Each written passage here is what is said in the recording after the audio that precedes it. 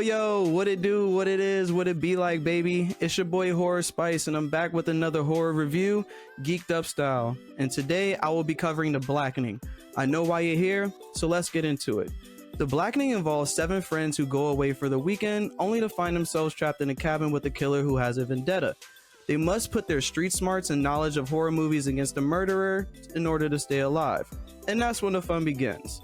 When I saw this trailer in theaters, I was immediately drawn to it. One is obviously because it's a horror, and 2 is because it involves a predominantly black cast, and the catchphrase is, "We cannot all die first." What I like about this film is that it is fun, but also ties in horror elements. We can get a sense of Friday the 13th and often hear references to Texas Chainsaw Massacre and other legends throughout the film. While the movie pays homage to horror, it also caters greatly to black culture and makes the audience feel comfortable as a whole. Meaning that this movie is not woke, and it is fun enough to not make other races feel uncomfortable, because I do not think that's what the premise of the movie was meant to be. As a horror enthusiast, I was not too frightened by the horror elements of the movie, but there are solid jump scares. But that is not to say that the movie falls flat in horror, because you can definitely tell that the writer and director are horror fans themselves. On the comedic side, this is where the movie shines. We see familiar faces such as Grace Byers, Melvin Gregg, and Sequel Walls, and each character brings in something different.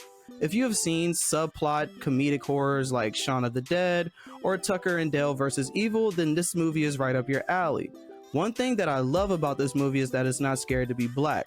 There's a black cast, the jokes revolve around African American culture, and the reason behind the killings is something that all people of the culture can laugh about. With that said, this movie is not oversaturated with these same elements, so it doesn't feel like only black people can watch this movie. So that leaves the question, would you watch this again? The answer is yes, and honestly, I can see myself making The Blackening one of those feel-good horror movies that can be played for my parents, siblings, and friends.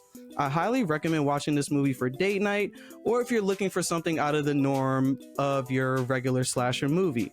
So that's Horror Spice with the horror review, Geeked Up style. Be sure to rate us 5 stars on all DSPs. Our channel can be found on YouTube as well. We want to thank our fans personally for sharing our content and continuing to support.